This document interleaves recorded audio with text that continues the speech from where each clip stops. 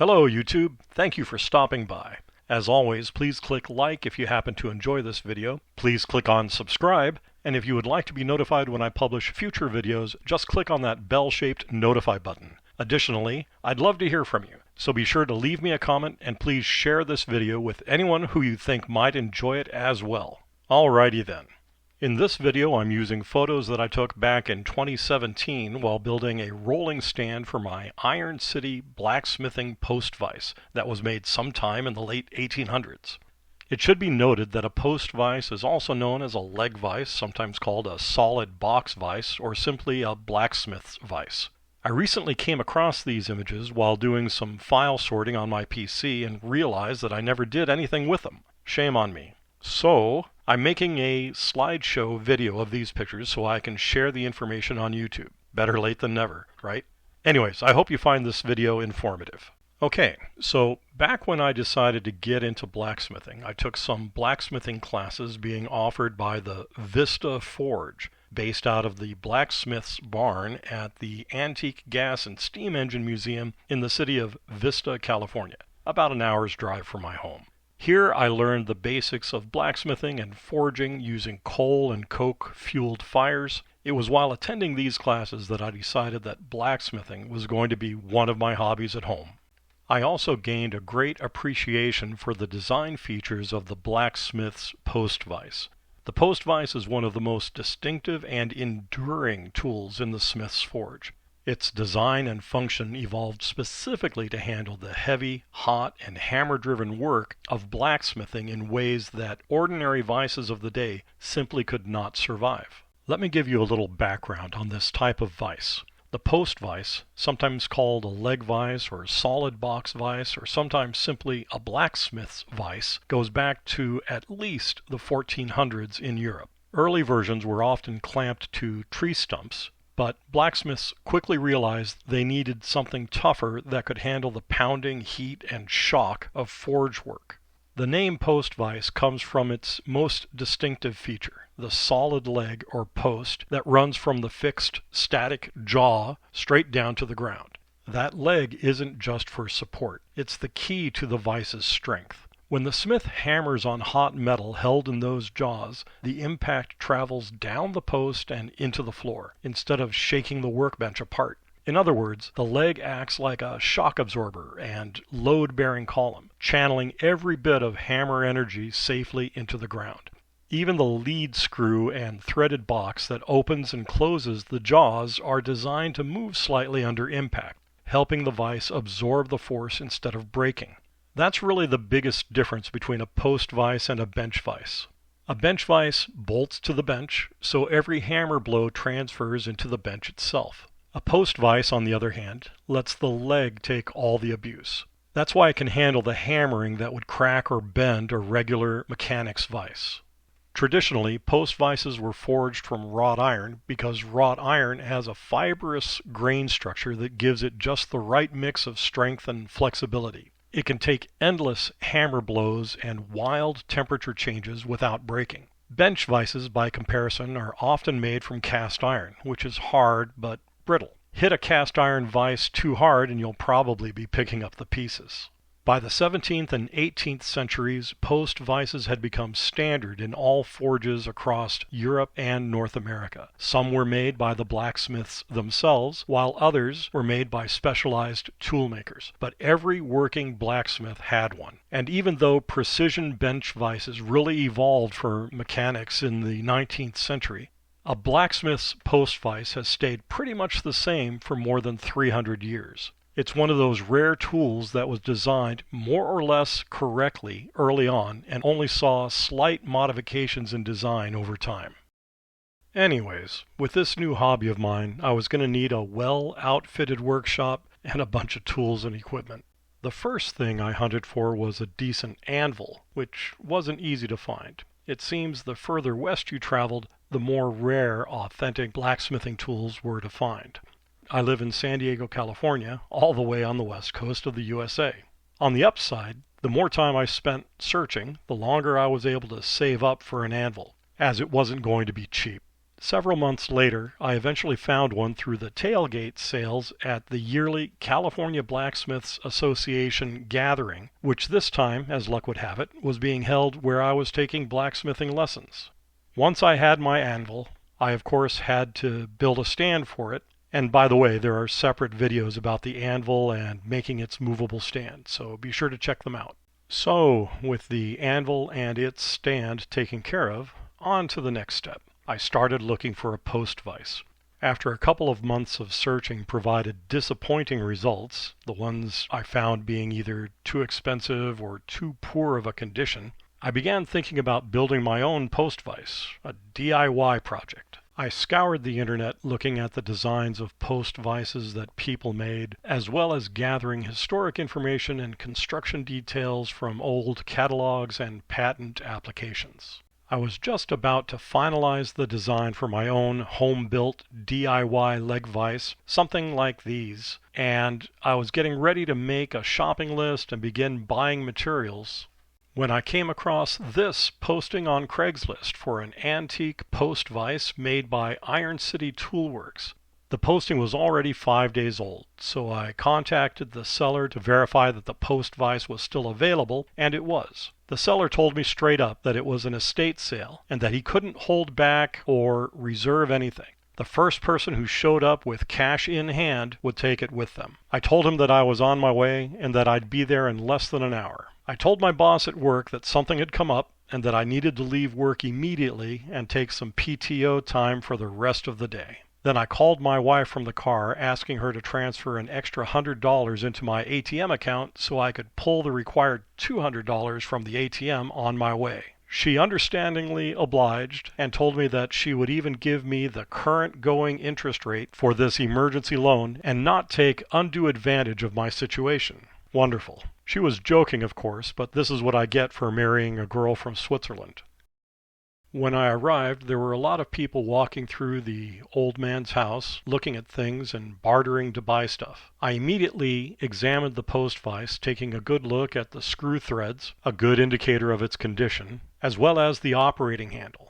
A bent handle can indicate abuse. Satisfied, I paid for the vise right then and there and put it in the back of my SUV. I still had a bit over $30 in my wallet from before the trip to the ATM, so I looked around the garage and the rest of the house for a while to see what else might be available. The estate sale had been going on for a while, and I found out that I had already missed out on a lot of interesting things. Not that I'd be able to afford any of them. I did buy an antique pair of wrought iron ice tongs for $25, but there wasn't anything else there that I liked or could afford. As I was leaving, somebody else came up to the estate manager and asked about the post vise, and was quite upset that it had already been sold. I was very happy that the estate manager didn't point me out as being the buyer, as I really didn't want to have to deal with any type of conflict. When I got home, I placed the post vise in my garage and started thinking about a stand for it. I knew that I wanted the vise stand to have wheels, just like on my anvil stand, as it needed to be easy to move around due to the limited amount of room in my shop. Since I had to save up for the materials I would need to make the stand, after paying off the loan from my wife, of course,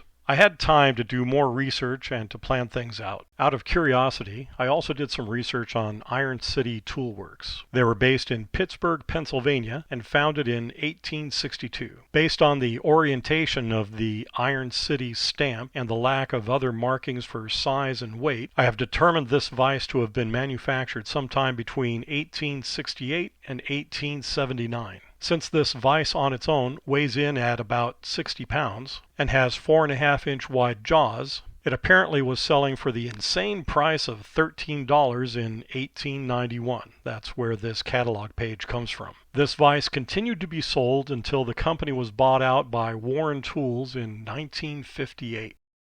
While researching and planning the design of my vise stand, I was impressed and inspired by these rolling vise stands with wheels that were off the ground and out of the way until you tilted it back to roll it around. My vise stand design was going to have to incorporate wheels like these did. As luck would have it, while driving home from work one day, I drove past a house in my neighborhood that had a treadmill, kind of like this one, set out on their curb with a sign saying "free" in big letters, and the word "broken" in much smaller letters in parentheses underneath. I had some sudden inspiration as soon as I saw it. Those curved upright pillars would be perfect for my Post Vise stand. I got home a few minutes later, swapped my SUV for my wife's pickup truck, grabbed some straps, a couple pairs of gloves, and my wife to help me lift it into the truck, then went back to pick up the treadmill. I placed the treadmill in my backyard, covered it with a tarp, and left it there until the weekend.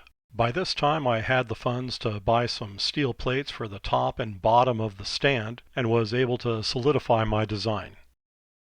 That weekend I took the treadmill apart, then measured and remeasured one of the pillars. Yes, this was going to work nicely. With the pillar's gentle curve, it was also going to look pretty cool as well. Bonus! Throughout the time I spent designing my Post Vise stand, I kept in mind the typical working height of a Post Vise, with the top of the vise being traditionally at the height of the blacksmith's elbow. With my Post Vise being approximately 39 inches tall, I was going to need to raise the Post Vise by about 4.5 inches to get it to the level of my elbow, which is at 43.5 when measured with my arm bent. This was going to work perfectly with my plan for the vise stand, as under the bottom plate I was planning on using a base of 4x4 wood beams laminated together with wood glue and lag bolts, and then mount the wheels to the back side of the stand's base directly to the rear-facing 4x4.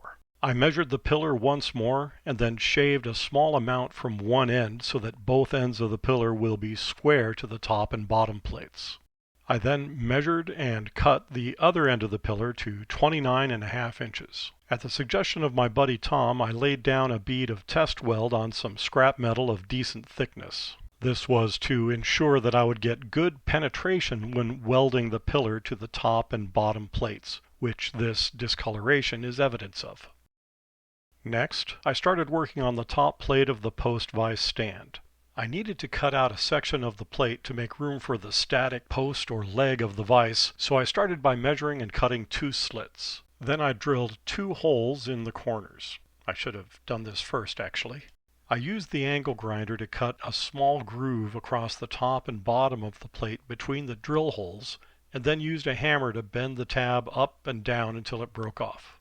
Then I cleaned up the slot with a file, clamped the top plate under the Post Vise mounting bracket, and marked the bolt locations, drilled holes for the mounting bolts, then did a test fit of the top plate, bolting it to the Post Vise mounting bracket. So far so good. Next it was time to start welding things together. I lined up the pillar and the top plate, making sure it all lined up square. Then after a couple of tack welds, I ran a bead of weld all around the pillar. After that, I did the same process on the bottom plate. I lined up and squared, then tack welded, followed by a weld bead around the pillar. This Post Vise stand is looking nice. I'm happy with the results. I want to make a socket for the bottom of the Post Vise to sit into, so I tap on a large flat washer so it mates to the acorn, the collar or ring found at the bottom of the Post Vise leg. Then I stack together 2 Simpson strong tie square bearing plates used for anchoring stud wall frame rails to concrete slabs. Then align the bearing plates into place while test fitting the Post Vise. And then when it's looking good, I weld the bearing plates onto the base plate. This Post Vise stand is looking pretty good, in my totally unbiased opinion. After looking it over a bit, I decide that I want to strengthen it a bit more. So I remove the Post Vise, flip the stand over, and spot weld in some gussets between the pillar and the top plate of the vise stand. Then I lay down some weld beads on top of the spot welds. On a whim, I add my initials and the year, just for fun. I leave the gussets open due to the mounting holes for the vise. But when I add gussets between the pillar and the base plate, I decide to box the gussets in on the left and right sides.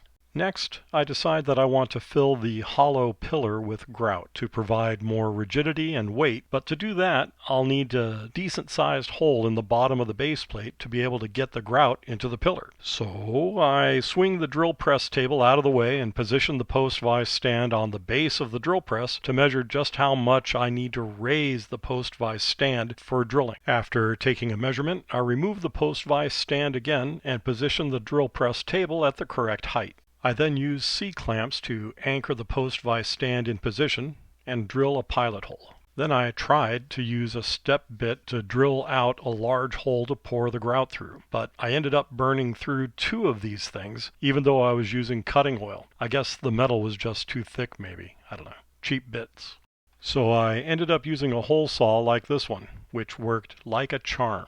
I also added a smaller vent hole for air to escape while the grout is poured in. I take the Post Vise stand out into the grass in case there's a mess, along with all the stuff I think I need. Next, I plug various holes with duct tape. Then I start mixing up some extra strong grout, which cures to a strength of 14,000 psi. Yeah, that should be strong enough. And using a funnel, I start pouring the grout into the pillar. In between pours, I use a length of rebar to get air pockets out and to help the grout to settle. I keep adding grout until I can't add any more, and it starts coming out of the vent hole as well. Before welding closed the gussets on the base plate, I made sure that there were holes to allow the grout to fill the voids. Seeing grout seeping from the welds of the gussets lets me know that the grout filled these voids as well. Later in the day, I remove all of the duct tape. It looks like it did its job well. With the tape removed, now I just need to clean up the grout. The grout is cleaning up nicely, but I have to stop working on this for now and put everything away due to an upcoming trip to Indiana for a family reunion. We're leaving the very next day. Okay, well, although I continued working on this after we returned from our trip, it looks like I have either lost or never took pictures of me cleaning up the vise and the vise stand nor painting them. I also welded a black pipe pull bar to the back edge of the top plate to be able to lean the stand back on its wheels. I know I used black Rust-Oleum paint on the stand and a matte finished clear coat Rust-Oleum on the Post Vise itself. Also missing is the making and mounting of the glue and lag bolt laminated 4x4s that I used as the base and the mount point for the caster wheels. I really hate that I'm missing these photos. I was careful to keep the original gray paint inside the logo itself so it would be more pronounced. Note that the sideways orientation of the logo was a key indicator for its age. The Post Vise stand is more or less finished at this point, but a little while after I took this picture I welded a couple U-bolts under the top plate for hammer storage, which was a great addition by the way.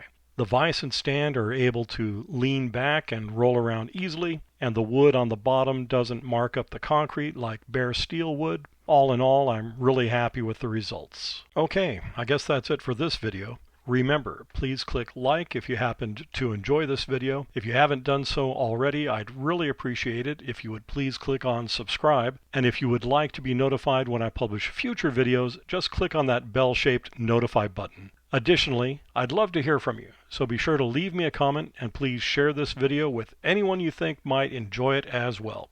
Bye for now.